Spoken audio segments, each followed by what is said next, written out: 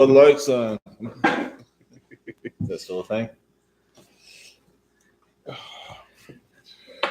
Bud Light may still be a thing, but the 3rd and 48 podcast will not still be a thing. This is the last episode. Welcome to the R&R. We're here with Tommy. I'm Galoob. What's going on, guys? As well, you know, if you've paid attention the last couple of weeks, there's been a rebranding, and we're working on. I'm working on getting some new things together. So this will be the last time that we're live here. It's Football Sunday. We're in week 2.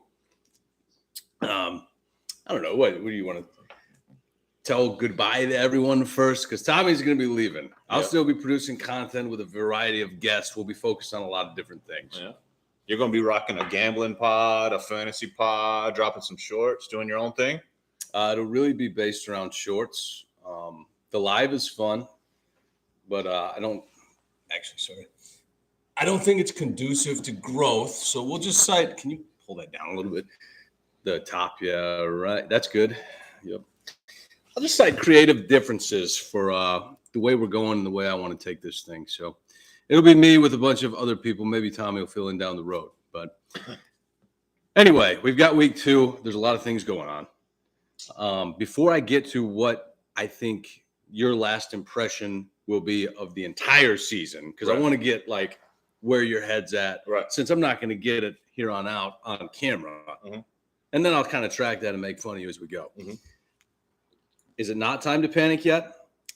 Is it time to panic for these teams? You tell me. I've got them in 2 different columns. God. Minnesota. Panic or don't panic? I just have to say, we just started the pod, and we already have 2 beautiful females listening. This is like Christmas. Minnesota? Does that make me Santa or you Santa? You're Santa. Are you Mrs. Claus? It's your show, so you're Santa. Give me a red bag. Vikings are toast. Sell everything. Time to panic. Everything's on. Kirk to New York. Kirk's gone. I figured Kirk was gone when they refused to extend his contract. Should he be gone like right now? Should they just be shopping him? And New York obviously would be a viable suitor. See, this Vikings team had 2 chances to peak. They had last year 13-3. And then they had the Case Keenum year. That's 2 chances they had to go to the Super Bowl. They squandered it both times. So now you got to reset and start over. That was the year Minnesota Miracle, right? When they beat the Saints? Yep. And then they lost the next game. Then you get Kirk the next year. You think you're going to go better because you thought you upgraded a quarterback, which you did. But Kirk's he just can't get it done. I really don't think the problem is Kirk. Kirk's been playing great. If you saw the graphic that MPG sent out yesterday or the day before, it said Kirk Cousins, the first quarterback to throw for over 6,000 yards, which he's on pace to right now, have an excellent TD to interception ratio. On pace for it. It was like 60-7 or 69. Right. 0-17 as a joke, obviously. What else do you want the guy to do? Statistically, has Kirk not always been amazing, though? Not this amazing. His defense has let him down consistently the last couple of years and the first 2 games this season. Eventually, you just got to go out and do it. We've never seen Kirk I'm not 100% sure, but has Kirk ever won a single playoff game? I don't think he has. And he's made, I'm going to throw out a weird number, $250 million in his career. A lot. He's like the best negotiator in the history of sports, and there's nothing to show for it. So you're saying he's Phillip Rivers?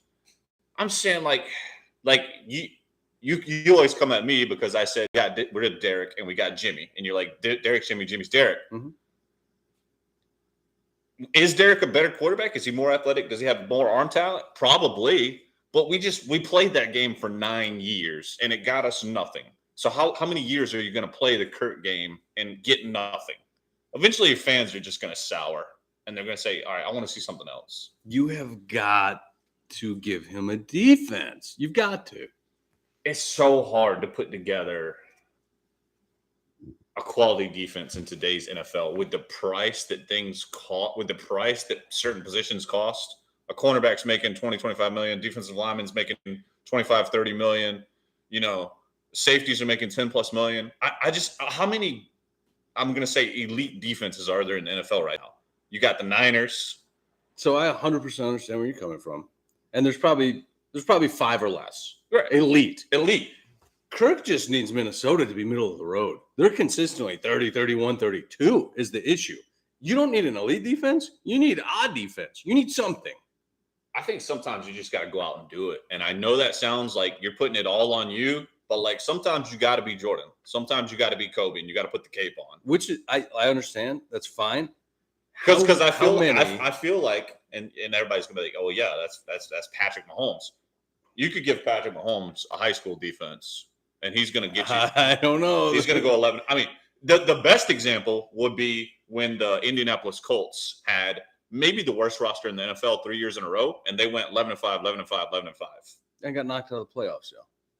But he got them there. No, one year they went to the AFC Championship. They've gotten there. They went to the AFC Championship. So Andrew Luck at least got you a playoff victory. But you're not winning a Super Bowl with a defense ranked in the bottom 4th. You're not.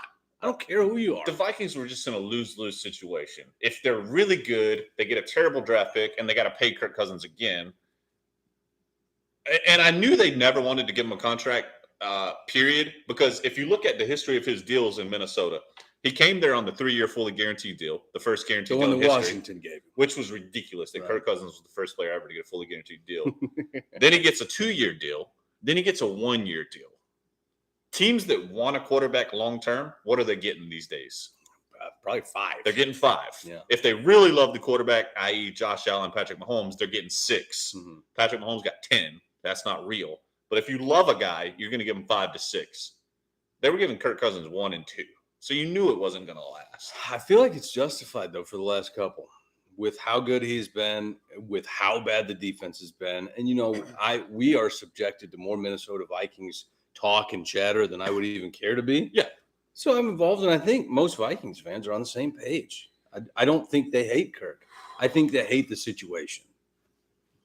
I think they're in no man's land. You're saying it's time to panic and sell the farm right now. Start fresh. I think they're going to be okay this year. I think they're going to be okay. In a week, like Green Bay just lost to Atlanta today. Chicago just lost to Tampa Bay today. The only people they have to worry about, by people I mean teams, obviously. The only team they have to worry about is Detroit. But Minnesota's going to be fine for this season, and they will compete to win the division. But in sports, there's a place you don't want to be. You don't want to be a slightly above average team. You don't want to be 9-8.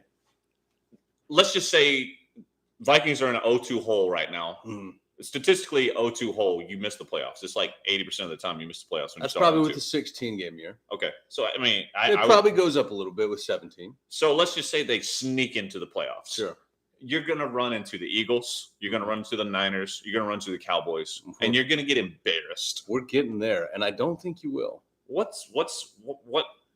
I've never understood the point of scraping into the playoffs to make the wild card. You did it one time recently where I think you scraped into the playoffs and then you lost to the Browns by like 30. I won the division that year. That's embarrassing. That wasn't a scrape into the playoffs. We had a home playoff game. And you got embarrassed. That team fell apart injury-wise. I've always been under the mentality I would rather miss the playoffs, get higher draft picks, try to get a real team instead of scraping in year after year after year. It's what do you prefer? Hey, this guy's grilling big hot dogs. I love to see it. Jesus.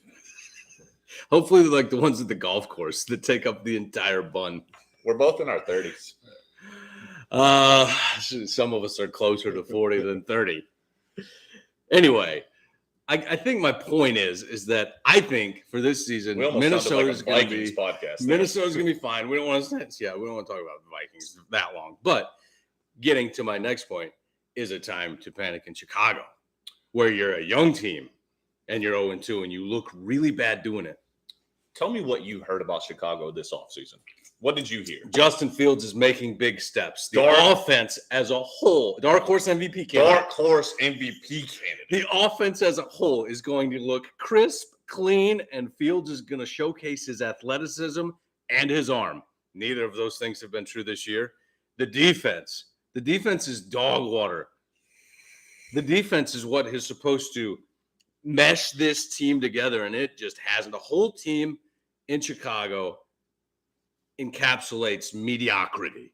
And that's not what we heard all offseason. We heard how the Bears were going to be competitive. Fields was going to make this giant leap. That's just not what's happening. and you're seeing it live and in person, and it is ugly. So for y'all that are unaware that you're not like degenerates like us with gambling and money lines and stuff like that, in Vegas, Justin Fields had more bets on him to win the MVP than any other player in the National Football League. That's mind blowing. I know people were probably doing it as like long shots, like a couple bucks to get a big return. That's insane. Fields is trash. He is one of the best athletes in all of sports. He's not a quarterback. They've been making excuses for him for 3 years. Offensive line's bad, no running game, no number one receiver. He's got a first round tight end. He has a great Pro Bowl number one wide receiver right now. He's just bad. His game worked in college because you can throw to wide open guys at Ohio State because Ohio State has 4 NFL wide receivers on their roster and they have a great offensive line. That doesn't work in the NFL. We had that conversation with a random stranger today. At Ohio State, D1, Big Ten football, the Ohio State, probably the 2 of the best receivers in the nation, just running by guys because they're college DBs. Yeah, those are not hard throws to make. The biggest problem that I see with Justin Fields dropping back to throw a football is that he's so scared to make a contested throw. He can't throw guys open. He's looking to make that throw to a wide open guy. And in big boy football, NFL football, that just doesn't happen. Is it kind of a bad luck? Because is this where quarterbacks and skill position players as a whole go to die? I don't know. Would Justin Fields be good on another team? I don't know. I don't think we'll ever get to learn because, Bears are just horrible. And they in my lifetime, they've had one, I would say slightly above average quarterback, Jay Cutler. But Cutler was a Pro Bowler, and he brought him to the NFC Championship game, and they should have won when he got hurt. For the most part in my life, offensively. But for the entirety of your franchise, if the best quarterback you have ever had is Jay Cutler, there's already a problem. And we saw the statistic the other day where 3 years into his career, Justin Jefferson already has more receiving yards than any player in the history of the Chicago Bears franchise. And they've been around for over 100 years. Yeah, well, historically, they have been a power run team. That is real. But that's not real anymore. You haven't adapted. Like the closest thing you got to adapting to the new game is Jay Cutler. He was throwing out a shotgun a lot. He was throwing for a lot of yards. He was throwing for a lot of touchdowns. He threw some picks too. Now, I think they tried to get ahead of the curve here with the athletic quarterback that can run and throw by building around Justin Fields. I think they just made the wrong choice. It works for some people. Here's what you have to remember. The Bears drafted Mitchell Trubisky, number 2 overall, bust. Then they passed on – no. Yeah, that exactly. They passed on Patrick Mahomes. Yep. They passed on Deshaun Watson. That was for Mitch Trubisky, take Trubisky. Yeah. But Justin Fields wouldn't even be a thing if they would have made the right decision in that draft. I would say if I was in that draft, not knowing what I know now, you would have took Deshaun. I would have took Deshaun Watson. Everybody would have took Deshaun. Yeah. I wouldn't have taken Mahomes. I would have taken Deshaun. And maybe was the only one that had the balls to take Patrick Mahomes. The difference in massage parlor accessibility in Chicago compared to Houston, maybe it's different. Maybe Deshaun's entire life would be different if he was in Chicago. Somebody said Justin Fields throws like Taylor Heineke. That's tough. I would agree. Fix the audio. They said the audio is bad. It's probably because the speaker's buried a little bit. I turned it all the way up. We'll see what happens. We're working with inferior product here. Sorry. I've got the podcast set up in a you can't see it obviously, but I've got poker chips stacked up and the cell phone's lodged into it. You know, we're doing what we have here. Sounds like you're in a tin can. Yeah. See if you can flip it over because the speaker's at the bottom. Let's try that. Does that make us upside down though? Yeah, we're upside down. No, is it? It's just blur it. Do back. No, we're good. There we go. Let it go back. Is it gonna go back? Oh, no, fuck. Yeah, the camera's blocked. See if you can set it up against there. Let's try that. Sorry, minor technical difficulty. We don't have all of our things. There we go. Let's try that, guys. We're good. Is that better? Tell me if that's better. I fixed the audio. Tell me if that's better. Also, let's take a minute to break from the panic, don't panic thing because we were asked to address the Colorado Buffaloes. Thoughts are that the media is just deep throating the Buffs. Obviously, when Prime went to Colorado, I thought it was really weird when he walked in and was like, "Hey, we're turning over the whole roster. Everyone can just get out. Not do you want to be here or not? It's you're leaving. Whatever. You're getting your people in there. You're getting everything straight." I'm not a huge fan of, I guess you would call it swag. What? Sorry. Somebody told me to do that. Oh, I'm not allowed to talk? I'm not a huge fan of the aura that comes around it and the attitude, but it's fine. It's working currently. Now, do I think their team's very good? I don't know. They just had a barn burner with Colorado State. I think more so they played two teams that are wildly overrated. But Deion Sanders is making an impact, and Shadir's the real deal. I think they could score on anybody. Yeah. I think it's their defense that's going to get them in trouble, and also their lack of depth. When they play against real teams, they're going to have to play a high number of players, 40, 50 players, and they don't have 40, 50 players. Their top-level talent, I think, can go one-with-one for anybody. Yeah. But I think once you start getting to the middle and bottom of the roster, that's where other teams are going to outplay them. Okay. Well, the good news is they're not in the SEC. Right. So they got that going for them. The bad news is they're playing Oregon and USC back-to-back. The true test is yet to come. Do I like it so far? I don't know. All of a sudden, I see a lot of people turning on them on the internet and on social media in general because they don't like what's going on. I'm not a huge fan of that attitude, but if you win, you win. And you can talk shit if you're winning. You just look really dumb if you're losing. Their next two games are against Heisman candidate Bo Nix and Heisman candidate Caleb Williams. If they could win one of those two games, watch out. Mm-hmm. It's going to go into overdrive Colorado coverage more than it already is, which is insane. I saw the ESPN is giving Prime in Colorado the LeBron James Dallas Cowboys treatment. They come out of the tunnel today with Lil Wayne. Yesterday, they come out of tunnel with Lil Wayne. I saw, yeah. I feel like that. I've only ever seen that in boxing matches before, which is insane. And then after the game, they had Master P, Cameron. Is Master P even cool to young kids? I mean, he's a business genius. Like he true. started making money off of. But I feel rap music. Like Lil Wayne is old now, which I like. We're older. Lil Wayne's older now. I mean, he was our prime, right. A rapper in our prime. But does he still resonate with like college kids? I don't know. He performed on the VMAs the other night. I was flipping through channels, and he's randomly doing a set on the VMAs. I thought that was more for like Taylor Swift and that type of music, but caught me off guard. Hey, who doesn't love some Tay? I know Travis Kelce loves him some Tay, according to the interwebs. All right, back to the not time to panic. Or is it time to panic? I heard Taylor Swift with Travis Kelce. I also heard Taylor Swift with Sam Howell. I got a little Eiffel Towering going on. This escalated quickly. It sounds like a video. Yeah. Great. Can't wait to see this bootleg leaked. Chicago's panic or no panic? Chicago is in desperate. Okay. So last offseason or the offseason before, I can't remember. We've been doing it so long now. All we heard was Chicago's going to have more draft picks than any team in the league. Chicago's going to have $120 million worth of cap. The new GM's coming in. He's going to flip the roster. They're going to solid foundation, and they're going to be better exponentially. I haven't seen anything, and now it's getting to the point where you're going to have to decide: do you pick up Justin Fields' fifth-year option? I haven't seen him do that yet. Have you?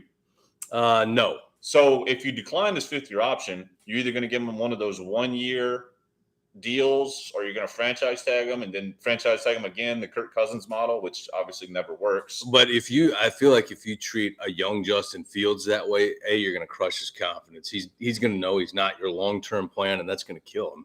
I think like mentally, I don't know where he's at. Obviously, I'm not in the locker room with him, but that's not a good way to have your quarterback head in the game. This is my team. That's going to affect his mentality. Well, it used to be, we've debated a lot of contracts over the years. I was all on board to give Lamar a contract. You were not on the give Lamar a contract. Mm-hmm. Fields, I am 0%. This guy deserves nothing because he has shown nothing. All he's shown is that he's capable of running the ball. The problem is if you don't give him a contract, you're essentially hitting the restart button. Hit it. Yeah. Hit it. Panic in Chicago. Hit it through the table. All right. A little more tasty. Is it time to panic for Joey Burrow and the boys in Cincy? Because now I will say later in the game today, and Baltimore's not, obviously, they're a playoff team. Baltimore's a true contender. Right. 2 throws Joey Burrow hit to the corner of the end zone. One went through the receiver's hands, and the next one was a touchdown. Mm-hmm. Beautiful throws. Mm-hmm. Looks like Joe Burrow. Mm-hmm. But for a majority of this game, he did not look like Joe Burrow. He looked uncomfortable in the pocket. He was checking down a lot. And you mentioned something while we're watching this game. Is there something still wrong with his calf? Is there something wrong with his lower body that's not allowing him to follow through right on his throws or give him the confidence to make the big throws? I'm not worried about Cincinnati 0%, and I'll tell you why. I do still think Burrow's hurt. I don't think he can put full ass behind his throws right now. The offensive line is still sketchy. It's been sketchy his whole career in Cincinnati. Yeah. Joe Mixon's another year older. They made him restructure his contract because they know he's getting older.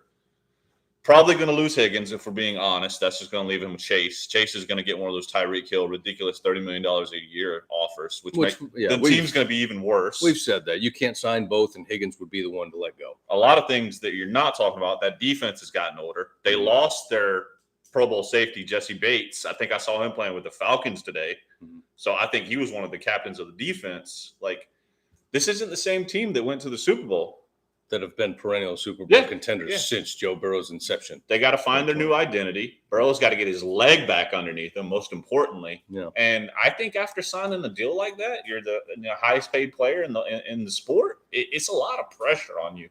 You don't have a $2 million a year contract anymore. Now Burrow's making $50 million. Every throw is going to be through a microscope. Well, if there's anybody that's not supposed to feel pressure, I think it's supposed to be the new Joe Cool. Until you look at your bank account and it's got $50 million in there, and you're like, oh shit! Now I gotta go earn it now. So the expectations are quite higher. I think Baltimore, top to bottom, one of the best rosters in the league. So would you say to this point the Bengals have overachieved in Joey's first 3 years? Absolutely. And now they're set up to underachieve unless he really excels his game, which you can't get much higher than he has been. He's been an MVP candidate. Yeah. So he just has to maintain. I mean, we're in our 30s. The Bengals have been good twice in our life because they had an MVP candidate, Carson Palmer. Now they have an MVP candidate, Joe Burrow. Yeah. Cincinnati's not known for building a roster. They're not known for continuity. They fire coaches. They don't spend money. They're famous for not paying their marquee players. Thank God they took care of Joe Burrow early and didn't drag it out. Yeah. We'll see. We'll see with Chase if they try to nickel and dime him. I don't see why he wouldn't get the Tyreek deal immediately. It's not quite light the barn on fire time in Cincinnati yet. How about the freaking Chargers? What is going on? They're 0-2 also, and Herbert has not looked bad. He's kind of in the same situation as Kirk Cousins, whereas his defense is supposed to be good, though. And they're really shitting the bed, for lack of a better. They're pissing down their leg in key moments of the game. How long have we been seeing this with the Chargers, though? This is their MO. Yeah. The Chargers routinely have one of the most stacked rosters in the league. There's Pro Bowlers up and down the entire Chargers roster, and they lose close games. Yeah. They miss game-winning field goals. They lose leads. They can't close out games. Since well before Justin Herbert. This was the story of Phillip Rivers' career. It's just never changed with the Chargers. And I'm on record for a couple years now saying I don't think Brandon Staley's the guy. I think he goes for it too much on fourth down. I think he's too much of a risk taker. I don't know. We'll see. Obviously, you can't hit the reset button because you already signed Justin Herbert. You already signed Herbert to $250 million, so you're all in. I mean, I still think Herbert is a generational talent. He's not a guy you're just going to let walk ever. I think, and you're going to say, how are you predicting this 3 years into his career or whatever? I think Justin Herbert is going to be my version of Dan Marino. I think he'll put up some of the best statistics we've ever seen, but I don't think he'll ever win a Super Bowl. And there's no way to predict that. It's just my gut telling me. His numbers will be amazing. He'll be a first ballot Hall of Famer. I just don't think he'll ever get a ring. I feel like it would be insane to not see Justin Herbert win a ring. Although I'm sure people said that about Marino. Mm-hmm. And he should have won a ring. Yep. And he didn't. Nope. Nope. No reason to panic yet in LA. They've just got to get it together. How about Denver? We just watched the end of that shit show, which they almost turned into a miraculous overtime contest. Hey, I don't know if you've heard this story before. A guy in a dually truck goes riding by. Blah! After Denver threw the Hail Mary to go down by 2. Tell me if you've heard this story before. Russ Wilson can't complete a pass from the 2-yard line. I turned into the biggest Skins fan on earth during that 2-point conversion because I hate them. I hate Denver. Obviously, you hate Kansas City, you hate Chargers. Hate Kansas City the most. But Denver, go ahead and lose. Keep the Raiders tied for first in the division. I just don't see it. I don't see their defense isn't as good as it was. Russ has fallen so far from when he was at his peak. I think Pete and the Seattle offense hid a lot of his, what am I looking for? Weaknesses? Deficiencies. Sure. That's a good term right there. He's just not the same guy that used to scramble around for 20 seconds and run in circles and then magically find a guy wide open. I think he's past that point in his career. So now he's got to be a fundamental quarterback, and I don't think he ever was that. So no, did you catch a lot of that game? I only saw the end of it and the very beginning. I stopped watching it because I thought Washington was up so much. Yeah. Well, obviously Sam Howell had to have a good game, and I have been on the Sam Howell train since early this offseason. Mm-hmm. I think Sam Howell's going to have a good year, and I think Sam Howell's very underrated. Obviously, we'll see how that shakes out. We're 2 games in, but the Commanders are 2-0. Is it time to panic in Denver now that they've got Sean Payton and Russ Wilson, which are 2 very expensive human beings to keep in Denver? Jesus. I mean, they're not going anywhere. So you got to figure out how to make it work. Huh? I think Russell Wilson's new contract just kicked in. I think they have 5 more years of this. I feel like we played this game last year, and it was like, well, man, what are you going to do about Russ? You're not going to do anything. He's under contract. You can't do anything. Also, talking about Sean Payton, let's just be honest. After Tom Brady left New England, Bill Belichick's been a 500 head coach. He's done absolutely nothing. They should have beat the Eagles last week, and they're fixing to play the Dolphins right now. Since Tom Brady left, how many playoff wins does Bill Belichick have? A rookie quarterback. 0. You reset your roster. I'm just saying. I mean, I understand what you're saying, but it was also a reset. What was he before Tom Brady? Nothing. A defensive right coach, right? What I'm trying to say is, although before Brady, they had Bledsoe and they were a playoff team. Did they win anything? Who knows? He got hurt, and then Tom Brady came in, and the legend started. What would Sean Payton be if the Dolphins would have chose Bledsoe instead of Culpepper? No. Drew Brees, Culpepper instead of Drew Brees, right? That's what I meant. Sorry, I said Bledsoe. Right. I meant Brees. Culpepper. Yeah. The Saints got lucky. Drew Brees, coming off an injury with the Chargers, fell into their laps. Right. All of a sudden, everybody thinks Sean Payton's a genius, and he makes $100 million in contracts. And he had one of the Ryan brothers running the defense for a long time too, right? Probably Rob. Yeah, Rob. Rob Ryan was there. Yep. They had excellent defense for a long time with Brees there, and that was when it sucks really to me that Brees didn't win another Super Bowl. I think he deserved to win more than one. But I think what I'm trying to say is the more football I watch, and as the years pass, all these coaches that we think are geniuses, it's starting to really go to, is it them or is it the quarterback? They're in the right situation. Is it the quarterback? I think there's a lot of things that go into it. I don't think you can, we like to put things in a box. I think there's a lot of successful ways to have a team win games outside this box. There's a lot of different shit you can do. Like the Baltimore Ravens win a lot of games by not doing anything conventional. The Atlanta Falcons are 2-0 right now, running a college offense where Desmond Ridder throws for 150 yards. There's a lot of different ways to attack this. And football teams used to win by throwing the ball 10 times a game and running the ball 50 times. So, we try to keep it into this box of right now, this is how games were played, this is how games are coached. There's a lot of different ways that things can happen, and the situation has to be right for whoever. I think what I'm trying to say, big picture, is if you look at every iconic head coach in the history of the NFL that you just think they're a genius, they're a legend, blah, blah, blah, blah, blah, they all have MVP level quarterbacks. Bill Walsh. 2 of them. Joe Montana. 2 of them. Chuck Noll. Best defense ever. A Hall of Fame quarterback. But Terry's I think he's overrated, but he's a Hall of Fame quarterback. Jimmy Johnson. Obviously, Troy Aikman. Probably the worst Hall of Fame quarterback ever. In his day, his numbers were elite. Right now, they would be. You wouldn't get into the. Did Walsh have Steve Young too? Yeah, I'm trying to think of all the more recent great coaches. Yes. Who's Mike Shanahan? John Elway. The only guy I know John Gruden. that can. I'm a John Gruden guy. A lot of people say he stole Tony Dungy's team. Mm-hmm. So I don't know. I don't know. He won a Super I Bowl. mean, I've got the signed helmet. I love the guy. Wait, he won a Super Bowl with who? Was it Trent Dilfer that year? No, Brad Johnson. Dilfer was the Ravens. Yeah.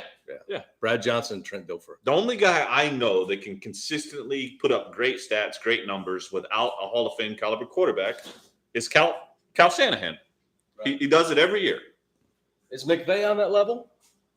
McVay's got Stafford. He's a Hall of Fame quarterback. McVay had Jared Goff. He went Goff. to Super Bowl with Goff, but now that was a different conversation we had earlier today, and we don't have to get into it. And it's not like he turned Goff into somebody. Goff was the number one draft pick. He was the consensus best quarterback coming out of college that year. Everyone doubted him, though. He really got shut down. Irrelevant. But he was one that Shanahan kept on a leash and kept him in the system. I think Jared Goff is extremely talented. He has a huge arm. Mm-hmm. I think he needed to leave that system to grow as a quarterback. And I said that earlier today. And I think his mental capacity and ability to manage on the field has increased exponentially since being away from Sean McVay. And I think with the Rams, I thought Jared Goff was somewhere between like the 5th to 10th best player on the team. I don't think he was a leader in the locker room. I mean, he might have been a captain, but I don't think he was. I think he goes to Detroit. He's unanimously, I think, the best player on the team. He's got to step up. He's got to be a leader. He's got to be the vocal guy, the rah-rah guy. And I think that makes you mature really quickly because, if you don't play good, you're going to lose. Mm-hmm. And with the Rams, Jared Goff could have an off game and they would still win. With the Lions, if Jared Goff, doesn't put up numbers, they're going to lose. Well, and as you know, last year, Jared Goff didn't have a defense for half the year. So that kind of goes into this. Man, remember the beginning of the season last year, and Goff's throwing up these gaudy numbers, but man, they keep losing. I don't think people paid attention to the Lions last year, and they didn't know that the Lions had a top 5 offense in yards and top 5 offense in points. But they were like 4-6 at one point with that offense. Yep. And then they come back, they win 9 games. They beat the Packers. Before this week, the Lions had back-to-back victories over Patrick Mahomes and Aaron Rodgers. Yep. That was their last 2 victories. And then they come in today. If we want to get into today's game, I called it before the game, trap game against Seattle. Mm-hmm. Seattle comes out, gets punched in the mouth last week. They're pissed off. They take it out on the Lions. Mm-hmm. Classic trap game. It still was a close game. Mm-hmm. That game could have won either way. But also with that game, we talked a little bit about Amon-Ra St. Brown and where does he fit in the wide receiver list. We went down the list today of every single team in the NFL. And I told him, where does Amon-Ra St. Brown rank in the NFL as a wide receiver? So we went team by team. He, which I kind of agreed with, had Amon-Ra St. Brown as the 7th best wide receiver in the NFL. And before we did the list, I said absolutely top 10, maybe top 5. Yep. And that's about where it fell, coming in at 7. Yep. But you got a weird look the other day when you said Amon-Ra's probably a top 10 receiver. I said he was borderline top 5, and the guy that I was talking to looked at me like I was a moron. But I get it. Amon-Ra St. Brown isn't a household name. People don't know that name a lot. So, it makes sense. Kind of like how Keenan Allen's been so good for so long. He was never in that conversation either. I think what I'm about to say also applies to Keenan Allen. Mm-hmm. His yards per catch, which is big with wide receivers, stretching the field. Yeah. Amon-Ra St. Brown only averages about 10 yards a catch. He just moves the chains. Mm-hmm. Same thing with Keenan Allen. He's always the first down guy. Larry Fitzgerald made a living off that. You start to fall into that Wes Welker, Julian Edelman category where you're just a chain mover. But you're not flashy. Yeah. You're not on Sports Center making a laying down one-handed catch with two toes falling in bounds. Right. I get over Odell Beckham on the highlight. You're not Megatroning. You're not mossing people. But you have 12 catches for 110 yards, and it's like, nah, he's pretty good. And you never drop the ball. If your team needs a first down, they're going to you. Yeah. That's what Amon-Ra St. Brown is for Detroit. Yeah. And he's going to get a massive amount of targets. I agree. 3 teams I mentioned are 2-0. Fake or real? Atlanta's 2-0. Washington's 2-0. And the Baker Mayfield Tampa Bay Buccaneers are 2-0. Holy hell. 2 of these teams are in the NFC South. Give me it one more time. Atlanta. I called that. Washington. Didn't call that. Tampa Bay. Didn't call that. I'm 1 for 3. I had this gut. There's other teams that are 2-0, but these are the ones that surprised me. I had this crazy gut feeling before the year started that Atlanta had the ability to have a top 10 offense. And that sounds insane, but they have a tight end who should be Hall of Fame talent level tight end. Mm-hmm. They have a big body beast number 1 wide receiver who should be able to out jump, out muscle. He should be Mike Evans 2.0, Drake London. Mm-hmm. And then they have what everyone's saying is a generational running back, along with their Pro Bowl running back from last year. So if they just got slightly above average play from Desmond Ridder, that offense should be unguardable because they can run all those goofy schemes where you have like multiple people in the backfield and you do a bunch of fake handoffs and play actions and you don't know where the ball's going. Set me up with the wishbone, boss. Right. Because like on a normal week, you're going to be playing your classic drop back Tua, classic drop back Patty, classic drop back Herbert. And you don't have a lot of time to practice against the type of offense that Atlanta's probably going to be running. Yeah. But if you hold those types of offenses off the field when you play them, and you get a couple 3 and outs, and you're pounding the ball and controlling the clock, you win ball games that way by grinding people down and keeping their offense off the field. And I will say, like, I didn't even mean to watch a ton of the Falcons game today. Bijan Robinson and Tyler Algier both look amazing. That's like when everyone says don't waste a first rounder on a running back. But if it's a guy like that, and you know that guy's going to be the centerpiece of your offense for the next, I'm going to say, if you do the standard first round pick and then you franchise them twice, probably 5 years. It could be 5 to 7 years. Yeah. So if you're getting elite production for a guy for 5 to 7 years, why would you not take that instead of reaching on some guy that might be a bust? I can't read what that says over there. It's too small. My contacts are. Is it anything worth a shit? Are you guys coming on your shoes due to Tyler Algier? I don't know what his attractiveness scale is. I'll have to check. We might get to that point, but I will say they both looked really good today. Who was the dude? Speaking of the Falcons game today, you're a guy that came over from the Raiders, played for the Falcons today, and had an amazing catch in the back of the end zone that got overturned. That was a terrible freaking call. Matt Collins. Incredible toe tap catch falling out of the back of the end zone. There is 0% chance. I watched it again when I got home. Right. His heel does not hit the ground. Even if it does, it is barely, and there's no way you overturn that call. That was the worst call I saw all day. The catch was amazing, and I do agree it was a catch, but you have to talk about the throw. Desmond Ridder's on the run. The announcers thought he was throwing the ball away. They did, yeah. He perfectly lofted it with touch over the top of the defense. There were multiple people in the end zone where only Hollins could get it, and he did get it. I don't know. I'm going to say dumped on Desmond Ridder a lot last year. The problem is I still think he sucks at throwing the football, but he doesn't have to be a Pro Bowler. He doesn't have to be an All-Pro for the Falcons to make the playoffs. Right. Which I think they will, because the NFC is soft. It's very top-heavy, but the middle and the bottom of the NFC is trash. He looks wildly similar to the younger version of Marcus Mariota, which is a weird thing to say since he was there last year. But that's exactly who he reminds me of. Yeah. So, but they are surprisingly good compared to what my expectation was. I will always say Marcus Mariota in his prime was never put into the type of offense that he should have been put into. That's exactly the one. And they tried to fit him in there. I just think it was too late in Mariota's career. Too late. He wasn't as athletic as he was coming out. Wasted career. I mean, but he made a ton of money, though, so win-win for Marcus. How about the New York Giants not scoring a single point until the second quarter of the football game today? Almost 6 quarters without a single point. Wow. With their how much did Daniel Jones make? $40 million. $40 million. 160. I bet through the second quarter, New York Giants fans were sitting there staring at the TV thinking, what the fuck? How long do I have to watch this shit? Because we just paid this guy a lot of money, and here we are. Brian Daboll's on the sideline looking depressed, honestly. The defense is getting shit on.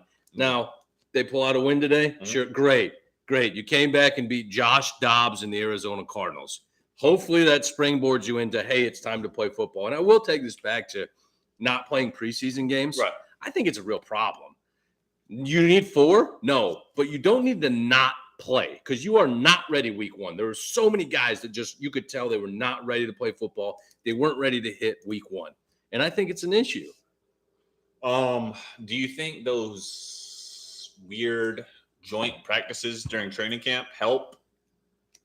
They don't hit, though. Yeah. They're wearing those stupid Guardian caps. They're wrapping up. They're talking shit. I mean, it's fine. Yeah. I guess it gets you out there with another team and being competitive. Right. But you're not getting hit in the face by a 260-pound dude running a 4.5 into your chest. There's nothing that can prepare you for that except for doing it. I guess I kind of understand what you're saying, but then I think, what is the NFL? It's a business. Now we're seeing it firsthand. The New York Jets have like 8 primetime games this year, and now we don't get to watch Aaron Rodgers. So the product is less. So if you got quarterbacks playing in the preseason, then we got to watch guys like Marcus Mariota, Chase Daniel. We got to watch these guys that no one gives a damn about. The product lessens, and I mean, overall, it's a bad viewing experience. So, is it a bad viewing experience? It's kind of like, what do you do? I feel like the talent. Now you're talking about Aaron Rodgers being hurt. That's a big deal.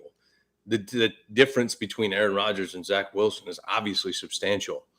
But like when your mid-level guys get hurt, like say it is a big deal if your left guard gets hurt and you're playing with a backup. But that doesn't affect the ratings. You still have your all-pro quarterback dropping back. Nobody notices. It's all about the quarterback. It's all about skill positions, to be completely honest. If a big-time wide receiver gets hurt or running back goes down, it's a big deal. It's a big deal for viewing. Correct. But as far as the team goes, you lose your quarterback, your running back, your tight end, your wide receiver 1, your number 1 corner, your left tackle, your middle linebacker that wears the green dot. Right. You're toast. Yeah. Your season's probably going down the drain. I mean, same thing with a center or a left tackle. But people don't care about that. Yeah. I mean, the casual fan doesn't care. Right. If you're a fan of a team, you care. If you're an actual watcher, the casual fan is exactly right. That's who doesn't care. They're tuning in to watch Tua Tagovailoa throw for 440 yards. That's what they're tuning in for. They don't give a damn about the left guard. But if the left guard's hurt, that's going to affect his ability to perform. So, let's go with if like the casual fan, right? Here we go. The casual fan doesn't know who Chris Jones is. Second best defensive attacker in the league behind Aaron Donald. You saw what the Chiefs defense looked like last week without 9 points to a red-hot Jaguars team. 9 points. I mean, it was 7-6 at halftime. But if you lose a guy like that in training camp playing in some, I'll call it a bullshit game, I mean, you're screwed. So I get it. I get it. Most teams aren't even letting their quarterback dress for preseason anymore, and it's fine with me. I'm not saying I don't disagree with the theory, but I also think that it doesn't prepare them properly. Like, you have got to get hit. We were hitting in full pads. Now, I say we loosely, but I'm talking football players were hitting in two-a-days, in practice, in summertime, all freaking summer long. That doesn't happen anymore. It shouldn't. But we were hitting, and we were ready to get hit. Did you just light up some weed? It smells like weed. The garage just started smelling like straight gas. I don't know where it's coming from. It's not us. What are y'all doing? Come here. Anyway, all right. Speaking of quarterbacks with injuries, Anthony Richardson concussion already. Did you not see this coming? And it kind of, I'm not going to say break my heart, but I do care because I love watching rookie first-round quarterbacks play. And today should have been a classic Richardson versus Stroud. We should have got a full game. But we just didn't, because Richardson is out there. He's doing the Cam Newton. He's doing the one read and take off. And he thinks he's still in the SEC. He thinks he's still faster than everyone, bigger than everyone. He could just truck everybody. He's taking on linebackers and safeties head up, full speed. He's not even trying to protect himself. That's exactly what I was going to say, was that he still thinks he's in college and he thinks he's the elite athlete on the field. Guess what? You are on a field with all elite athletes, bro. You cannot take hits like that in this league. This isn't Florida. It's not the SEC. You're not running up against some guy that will never be on a football field ever again. You're playing against the top guys in the world. You've got to stop doing this stuff, and this is why quarterbacks get hurt. There's another thing I was going to say, not just Anthony Richardson. Quarterbacks were taking shots all freaking weekend. Jalen Hurts got hit a lot. Lamar Jackson got hit a lot today. Baker Mayfield got hit a lot. Josh Allen got hit a lot. This shit has to stop. You got to stop. There's 2 quarterbacks in the NFL that can get away with it: Lamar Jackson and Justin Fields. They occasionally get hit, but Lamar very rarely gets squared up, and they both slide. They go out of bounds. Mm-hmm. They protect themselves. Somebody's got to get into Anthony Richardson's ears and tell him, you got to get the hell down. We mortgaged our future for you. Mm-hmm. And he's out here throwing for 65 yards and then running for I don't know how many. Hey, we see exactly how this process plays out right now. And he's stealing all the goal line touchdowns, which is probably pissing off the running backs. Well, and Josh Allen, same thing. Dude still drops his shoulder running up to a linebacker, which you can get away with short term if you're as big as he is. But you saw what happened to Cam Newton. 33 years old, gone, can't operate anymore. Josh Allen tried to jump over our entire defense on the 5-yard line today. I forgot about this. Dude thought he was Vince Carter playing France. He tried to jump over him to jump over a 7-footer. Hey, you know what I'm going to do to try to get in the end zone? I'm going to run full speed at a guy who's 6'4" and trying to kill me, and I'm going to try to jump over him like freaking Mario. What?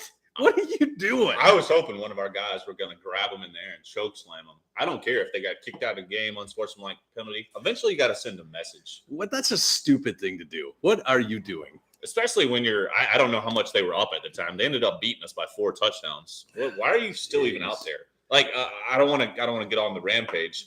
We're down by 28 points today. Devontae Adams is in on the last drive of the game and gets a concussion. Why the hell is Devontae Adams even have shoulder pads on anymore when you're down 4 touchdowns? Tell him to go find his family in the crowd and go get a beer. This game's over. Count me in for the beer and a glizzy in the stands. We got Pittsburgh on Sunday Night Football next week, and we might be missing our best player because he's in the game down 28. Boy, I don't want to hear that as an excuse. It's real. Speaking of the Jets, what are they going to do about their quarterback situation? We brought up a few things already. Kirk Cousins? Maybe. No. Gardner Minshew was 17 of 23 today for 19 of 23 for 171 and a TD. You actually brought it up. I didn't even know that he had been talked about as an option. Mm-hmm. And I don't know how many veteran QBs are an option. Mm-hmm. I think the biggest deal is Minshew went to Indianapolis thinking he had a chance to start this year and play. Right. And then they draft Anthony Richardson. Hey, we need to play this guy. But now that Richardson's already hurt, is Indy even going to be willing to trade him? Absolutely not. He's going to be stuck at the hill. Absolutely not. Yeah. Indy's got a first-year head coach who's trying to build a roster, build a culture, establish a winning mentality, and you have no clue whether you're going to have Anthony Richardson available to play on a week-to-week basis. So you need a guy like Gardner Minshew around, not only to mentor him. We know Gardner Minshew's cool as hell, so hopefully he'll talk like we talk. And they probably get along well. And tell Richardson, hey, you need to calm the F down, bro. Like, use your arm. You're a quarterback. But he's not an option. Kirk's not an option because the Jets have no salary cap space. I guess the biggest question is, what the hell is New York going to do? They're going to see what they have with their number 2 overall pick, who came into the league the same year with Trevor Lawrence, who's now the golden boy. I mean, when Zach Wilson was coming out of college, it wasn't a reach. It wasn't they didn't draft up to get him. Everyone consensus he was the number 2 quarterback in the draft. Right. He's going to be great. Now you got to see what you can get out of him. I thought we already read this book, and he's looked piss poor. Has he looked better this year? Yes. The issue is you can't judge him off of this year at all because he's only 8 quarters into a brand new offense that he had to learn on the fly this offseason because Rodgers comes in and they put in the Aaron Rodgers offense. I will say he threw a ball to Garrett Wilson today that ended up with a touchdown. It was a bomb. It was beautiful. The arm talent's always been there. Anyone can do that. All the physical tools for Zach Wilson are there. It's all shoulders and up for Zach Wilson. Did you see what a great play that was by Tua? This is a segue because we got the game on. Tua falls, and before he falls all the way down, he chucks it and it's out of bounds. It's just a smart freaking play. Yikes. I love me some Tua. I love when Tua plays well because he's left-handed. There we go. Left-hand gang. Yep. I'm not left-handed. He's 1 for 1. There's no one like him in the NFL. And he has a number one wide receiver on both sides, so they don't have to change the offense for him. Oh, my goodness. 440 yards last week, and he is my fantasy quarterback. I think he's on pace for like 7,000 yards. I told everyone to draft him. Hopefully you did. We talked about it a little bit already. Kansas City and Jacksonville somehow today was a defensive struggle. I don't know what the over-under was, but I know it wasn't – what was the end of the game? 14-7 or 14-9? Okay. It was something like that. I know the over-under had to be in the 40s, maybe 50. Okay. Is it just because of the Chris Jones effect? How did Jacksonville slow down Patrick Mahomes also with Travis Kelce back? I think these two teams were so hyped up to play in this game because they knew it was supposed to be the game of the week, and they knew like the whole world was basically watching, and everybody was expecting them to put up like 70, 80 points. This was supposed to be the fireworks that LA Miami was last week. Yeah. I don't have an answer. I don't know. I mean, these offense are going to be both probably top 5 in the league when all said and done this year. Yeah. So like today was just, I guess, an anomaly. Sure. Because we thought, I mean, and I still think Jags are like have the potential to go like deep in the playoffs. I mean, obviously they can play with Kansas City. Yeah. I think they have the ability to beat Kansas City. Does that mean it'll happen? Who the hell knows? But they can play with them. They belong on the same field with them. And Trevor, long-term, I think you're looking at more so the future than even Justin Herbert right now. I think Trevor's going to be your face of the league with Patrick Mahomes and Joey Burrow. I do agree with what Mike said. Chiefs have no one to throw the ball to not named Travis Kelce. Who is their best receiver? Their best receiver, Marquez Valdez-Scantling. Kadarius Toney has the potential to be an elite number one receiver in the league. Kadarius Toney is Nelson Aguilar. I think he just can't catch, and I also think it's going to sound terrible. I think he's really dumb. Oh, he's dumb. So, can we get a IQ check on Kadarius Toney from the University of Florida? I mean, the guy was a first rounder who the Giants just gave up on. I mean, he could be a cheap reclamation project for the Chiefs, but I think after what he did last week, costing them the game. Oh, man. We'll see. And if you get flamed like that on social, yeah. I mean, every meme was about him having hands like bricks and dropping balls. Yeah, no bueno. Defense wins games, and attitude reflects leaderships. Cut it out. All right, what are we doing? Is this a motivational speech here? Are you in front of the room at the podium? What are you telling me? You can't just quote Remember the Titans. Strong side. Calm down, Newt Rockney. Oh, my goodness. What else do we talk about today? Touchback rate. You said touchbacks go back to the 30 now? Yes. Are we just eliminate? Why don't we just eliminate kickoffs? We can't, I know, because you have to have the onside kick still. It's gimmicky. Just give them the ball at the 30. And if they're doing an onside kick, you have to announce it and you line up and try for an onside kick. I think the hotter debate after what happened to the Vikings on Thursday night with Justin Jefferson reaching for the pylon and fumbling the ball out of the back of the end zone and defense gets it at 20.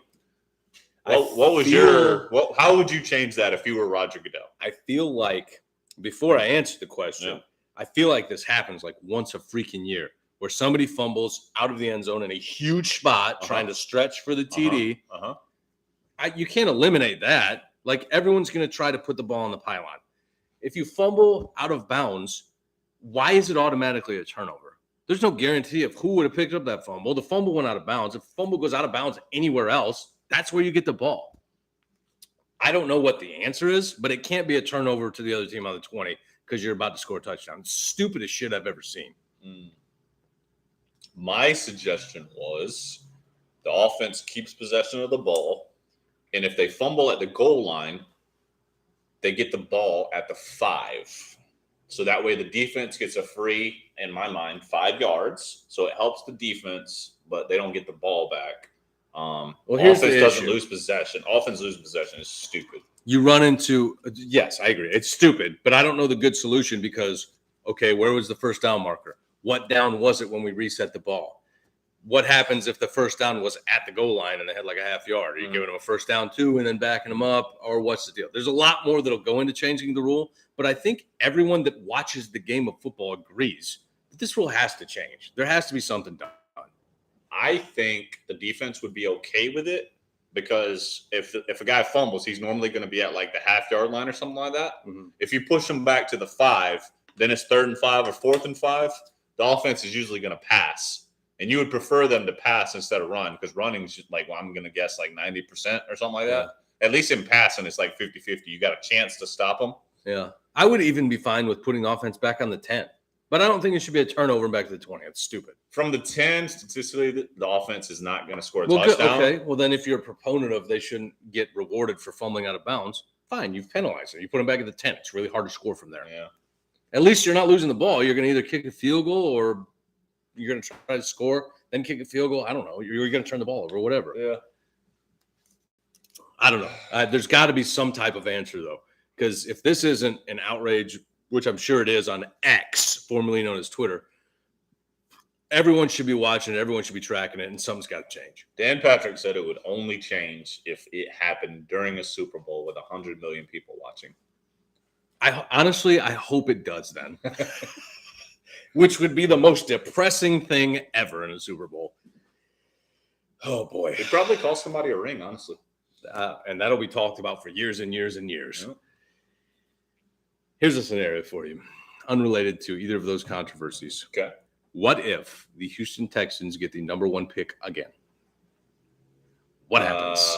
Do they trade out of that for somebody looking to get Caleb Williams? Side note, we got Sunday Night Football on in the background. Zeke Elliott in a Patriots uniform looks so weird.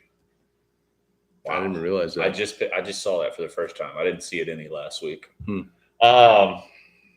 Which will have given Houston 3 of the top 4 picks in the last 2 drafts, if that were to happen. So I guess the issue would be is where do they go? Because, I mean, theoretically, you should have your leader of your offense and your defense for the next decade. Mm-hmm. So you would be going like best player available, getting like the best pass rusher, best tackle, best corner, something like that. Right. I don't know. I would hope that for the Texans' sake, they're not that bad again. You're saying it depends on the Cardinals, though, right? Probably. Yeah. Yeah. Yeah. I mean, everyone thought the Cardinals were going to go 0-17 this year. They're 1-1 or they're 0-2, but they've been 0-2. Both games have come down to the last possession. Yeah. Like Josh Dobbs just magically has the Cardinals competing now.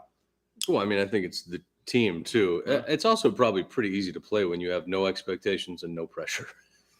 Yeah. I mean, everyone says teams are tanking, but like the players on the field aren't tanking. No. This is their livelihood. And they're still also highly skilled and elite athletes. They're the best players that have come from college on the worst NFL team. They're still better than most people at playing a sport. Yeah. Yeah, it's a wild sight. I could just tell you from my eyes, I hopefully don't get put into a scenario where I have to actually watch a Cardinals football game this year. Because that sounds miserable. I wouldn't watch that unless we were playing them. Jesus. I mean, I'm sure it'll be on in passing. And I did see Josh Dobbs truck somebody into the end zone today, which was a wild thing to see. I just don't want to hear Josh Dobbs went to college to be a rocket scientist or some shit for the 37th time. He did go to college to be a rocket scientist. I heard that enough when he was like the Steelers' third stringer. Well, that was like when they used to say every time Ryan Fitzpatrick played a game, Harvard. Oh, he's from Harvard. Cool, man. Yeah. Good for you. He's real smart. We will not let Zeke eat. Zeke should stop eating. He's starting to look like Eddie Lacy. That, for some reason, reminded me. I was talking earlier about how the Vikings don't have enough confidence to offer Kirk Cousins more than like a 1-year deal. Mm. At one point, the Buffalo Bills gave Fitzpatrick a 6-year deal. Jeez. So The there was Bills did. more confidence in Ryan Fitzpatrick and the Bills than the Vikings had. And what is statistically, I think Kirk Cousins statistically is top 5, top 10 in the league. Top 10 at worst, if you're just going straight statistics. I want to say on some statistic pages, he was top 5. Yeah. I don't doubt it. I don't remember which ones they were, but yeah, he's definitely up there. But then when you ask like people to rank quarterbacks, he's consistently like 15. All right. Here we go. I'm not going to close out this pod without you giving me a non-bullshit, we're going to the Super Bowl analysis of Pittsburgh right now. what you're seeing. Oh God, Kenny Pickett, and what's your expectations for this year off? So take your hat off and give me a real. I will actually take my hat off so I can have some light shining off my head into the cameras. I'm gonna get a fresh beer and I will be right back. That's fair. While he's gone, I'll give you my because I'll maybe be guesting in the future. I won't be in every week, thing going forward. Raiders expectation going into the year. I thought we were going to have a top 10 offense, and I thought we were going to have maybe the worst defense in the league. Weird. My prediction has come true. Offense looks fine. We're not putting up the points, but we're getting the yardage like we should be. Defense is pathetic. And I don't know how this is the case. We've been pathetic for 20 years. Every other team can just magically draft a great defensive player. We haven't drafted a good defensive player in 9 years. And I don't know how that's even statistically possible. We've done it. I was just going to let you keep talking till you're done. But over the years, I have recalled every single defensive player that you've gotten excited about. Trash. Halfway through the season, get this fucking guy out of here. Trash. One of the most recent ones that I was actually super excited for you was the dude from, I think it was Virginia Tech, safety, Jonathan Abram. Where's he from? Mississippi State. I knew it was one of those goofy ass like dark red Bulldogs. Yeah, but he used to take people's fucking heads off. Hey, newsflash. Yeah. We're going to draft a thumper at safety. He couldn't cover a fucking. If you're going to do that, you have to have an incredible free safety. Now, let me set this down. Here we go. I'm jacked. Because normally we get the, we're going to the Super Bowl. 17 we're going to the Super Bowl. Super Bowl. The Pittsburgh Steelers this year will go 9-8. They will probably be somewhere in the middle. I had really high hopes before the season that Pickett was going to turn the corner. Now, we've played one game. Whoa. I had them in the what? I feel like you're about to go real negative on Kenny. I actually don't think I'm going to go that negative. Like I said, we played one game. There's been one game this season, and it was against, what did Brandon say? Top defense in the NFL. He said it 17 times, but then would continue to just shit on the team. So I'm not going to go that far. I don't think it's panic time, but it very well could be after tomorrow night. If we're 0-2 tomorrow, I'm like, what's our plan? What are we doing? Because if we don't beat Cleveland and then go to Las Vegas, and I would say at 0-2 coming into Vegas, we would be not favored to win. Home opener, baby. Against Jimmy G, if Devontae Adams is healthy, that would be a huge thing. Check that. But he did look totally fine walking off the field. I also am not going to throw in a towel after playing our first game of this season against the San Francisco 49ers. I also was completely wrong about this. Doesn't have anything to do with the Steelers. I was completely wrong about Brock Purdy. The guy looks like he's going to be good. Very good. So I stand corrected on that. I kept saying there's a reason this guy was a 7th rounder. There wasn't tape on him.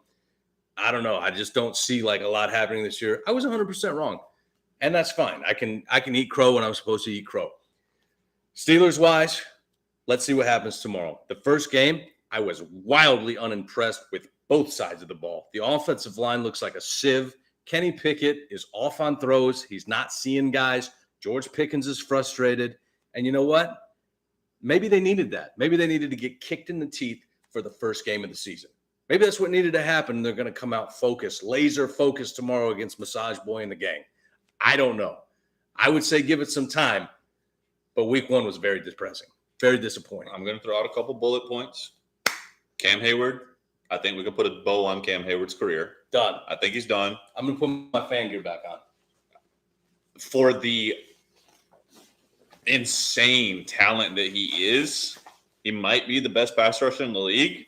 TJ Watt has to come out of the game a lot. He gets these little nicks and bruises, and he gets nicked up a lot. He spends a lot of time on the sideline. Kenny, we don't have a clue what he is. Zero.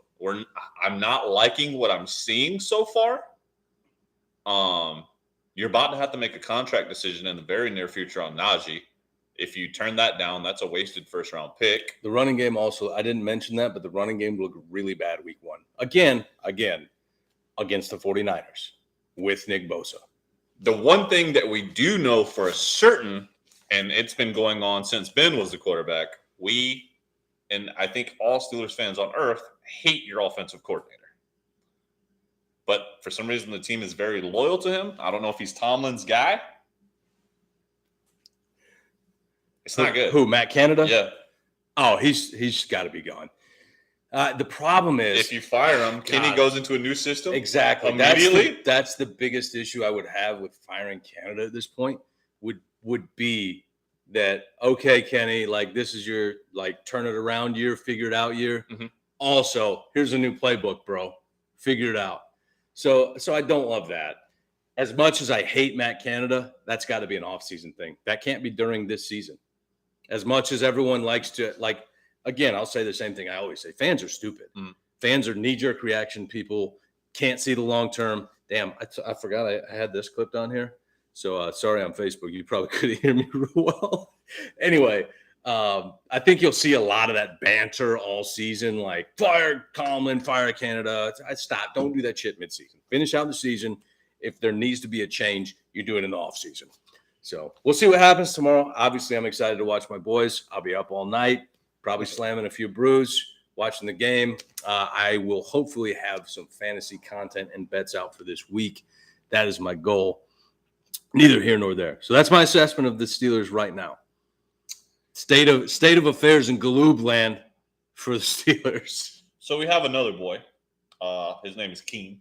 And he, in my mind, he's a bigger Steelers fan than you are. I would say he is. He might be the biggest Steelers fan I've ever met. He also has a massive ball sack. He has been for a couple years now on the it's time to move off of Tomlin train. Mm-hmm. And you are very anti that. We have this discussion often. I am more on the Keem side because you haven't won a chip since 2009. Right. You haven't been relevant in a couple of years. And I think your franchise as a whole is going backwards. I think it might be time for a new voice. That's not true. We were a million times relevant when Jesse James scored against the Patriots and we got fucked. That wasn't very long ago. That was with Bell and Brown. And we were 11-1 before the entire team got hurt 3 years ago. So to say we're not relevant, that's a bit much. When I say the Steelers aren't relevant, the Steelers have one goal. Go to Super Bowl. Mm-hmm. That's everyone's goal. That's 32 teams' goals. I'm going to be legitimate. You have no shot to go to the Super Bowl. This year? This year. They definitely have a chance. And I don't see it in your immediate future. Every single team has a chance as of right now. Totally. Statistically. Like, I'm real. Right. The Raiders have zero chance to go to Super Bowl. And I think you're either right there with us or maybe slightly below in your chances. No, the defense is very good. I'm just saying, if I was on one side or the other, I would say it might be time for a new voice. I get it. We've only had 3 head coaches. I wouldn't throw Tomlin anywhere. I would keep him. I would. The standard is the standard, and we're gonna be fine. It's gonna be fine. What if he just refuses to ever get a new offensive coordinator because he's loyal to his guys? The problem with that is that it will come down to something needs to change. Either you change it or you're gone. He will fire the coordinator. It's happened before. It happened with Todd Haley. Ben and Todd Haley didn't get along, but hey, guess what, dumbass? Actually, you and Todd Haley were pretty good together. That offense was electric. Yeah. But, I mean, just like anyone, they have disagreements, and it's time to move on. It's time to switch it up. It didn't work out afterwards, obviously. This offense is a tough watch. I agree. But it's been one game against the best defense. So we'll see what happens. I will say they are the underdog at home against Cleveland next week. That is not a sentence that I think has been uttered in decades. Historically, Cleveland has not been in. I don't think Cleveland has won in Pittsburgh in 20 years. Well, last time Juju said the Browns is the Browns, we lost. So I don't think it was at home, though. That was a home game, wasn't it? Oh, I don't know. That was that 11-1 start. You're 11-2, whatever the hell it was. It might not have been. I don't know.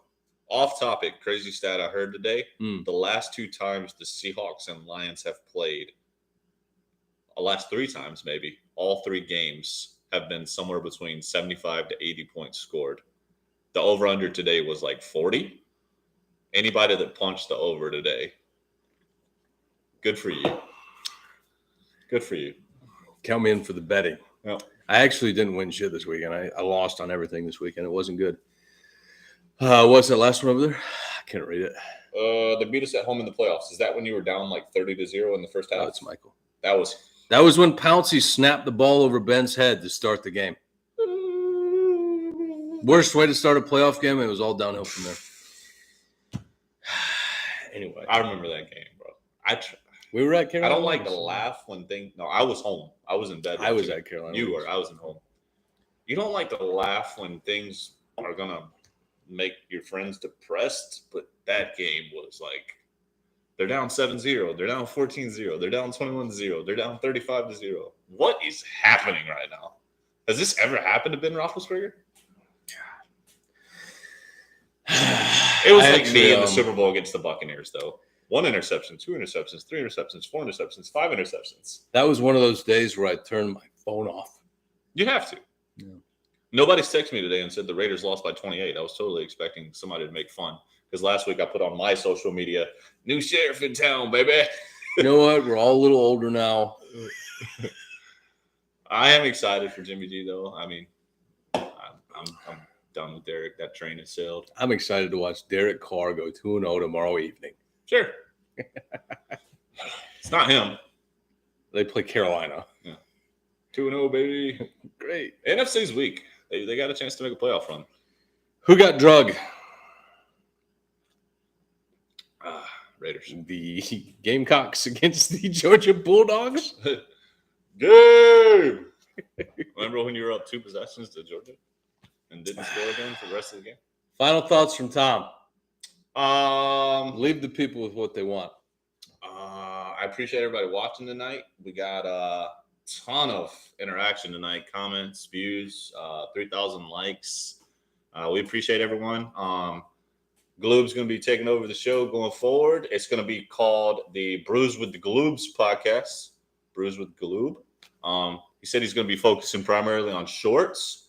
Give him likes, give him follows, share his content. I might do a guest every now and then just to spice it up a little bit. But I think you're going to have some rotating guys. You're going to get some fresh voices, fresh opinions. That is the goal. We're going to cut up a lot of shorts. I think that's the focus in like social media as a whole is short-based content.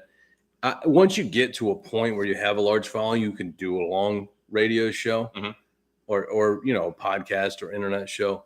I don't think we're to that point yet. I'm still going to do it. I'm still going to produce it, but it's very much going to be more short-based, more like fantasy, quick hits, bet-based, things like that. Aaron was at the Raiders game today. I'm sorry you had to witness that massacre. When the schedule came out this year, I was deciding between Buffalo and Indianapolis. Buffalo for the environment, Indianapolis because I think we'd get a win.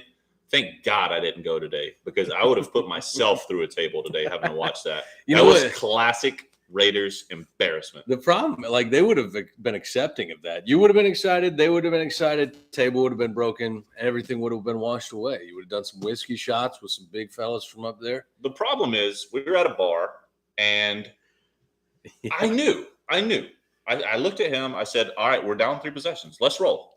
We're planning on staying to watch all the 1:00 games. As soon as the ball starts rolling, if you can't put pressure on a guy like Josh Allen, you're going to get rolled. It's embarrassing, and it's going to stay embarrassing. I actually had a great time watching games today. I had the kids up there. They were playing the claw machine, wasting a bunch of fucking money because that's all a claw machine is a waste of fucking money. Next week's a new week. 1-1, tied for the lead in the division. Broncos are ass. Chargers are ass. I don't know what our plan is for Steelers Raiders yet, but that is next Sunday night. I have a game at 7. So I will not be able to go to Brandon's. Whoa. I will be wherever we can be for the game, though. Whoa. I'll be done by 8. Oh, jeez. After I throw 7 touchdown passes. Midlife crisis. That's not true. I'm staying in shape.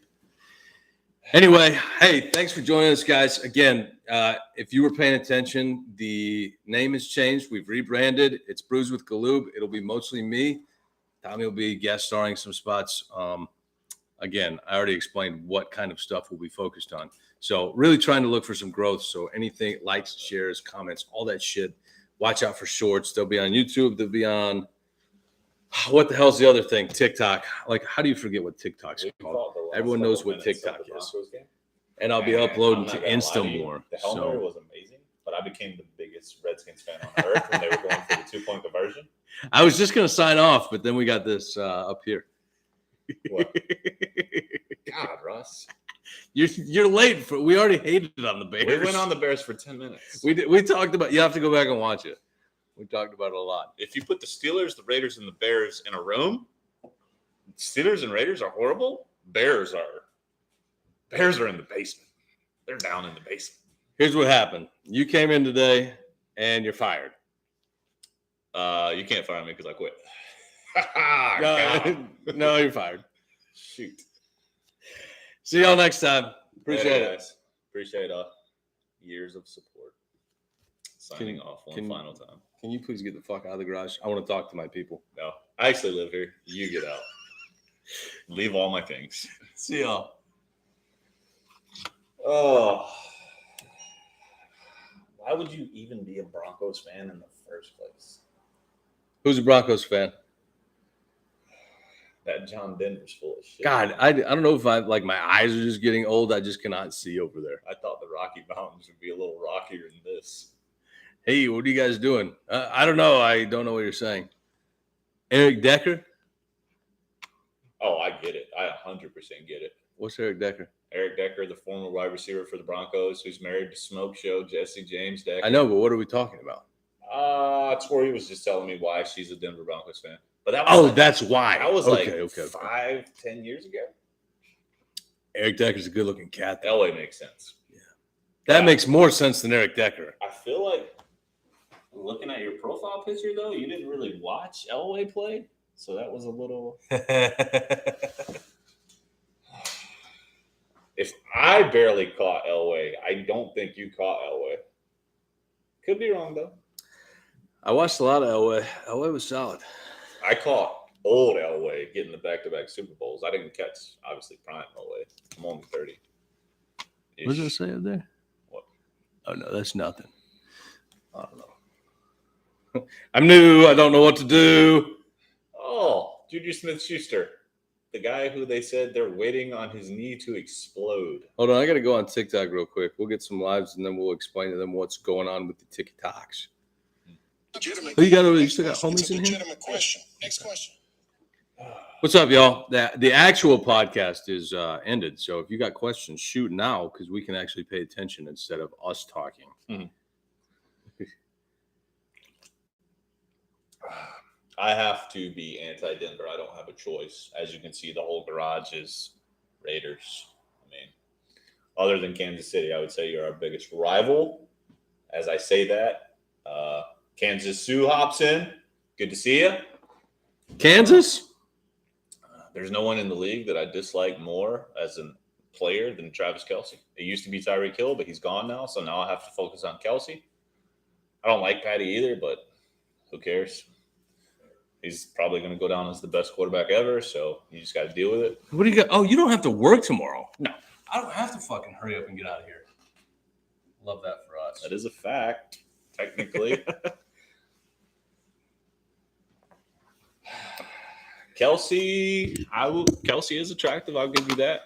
I did hear he's currently in a secret romance with T Swift, though, so you got to compete with her if you want to have a shot. I feel like it's not too hard. I feel like people like Taylor Swift for a very short period of time till they realize she's fucking nuts. The Swifties are going to be excited if Travis breaks her heart. There's going to be a hot new album coming out. Ooh, 15 tracks of I Hate You. What's up, guys? We just got done with the show. It is posted on YouTube. It's on Facebook. It will be on Spotify shortly. 3rd and 48 pod is now the Brews with Galoob podcast. So check it out. If you already follow me, then you know what it is. Check out the Spotify. Check out the YouTube. That sounds. What's going on? Y'all watching the game? You're busting into some. I was about to rap. Black and yellow. I will rap black and yellow. To answer your question, it used to be called the 3rd and 48 podcast, where we talked sports, like 99% NFL. Tonight is actually my last night as a co-host of the show. This is like my retirement podcast. Retirement party for Tommy. It's going to be going forward called the Brews with Galoob podcast, and it's still going to be like, I'm guessing 99% NFL related content. So let this guy get some likes, shares, follows, interaction. Oh, dude, I didn't even realize YouTube's still rolling. What up, YouTube? The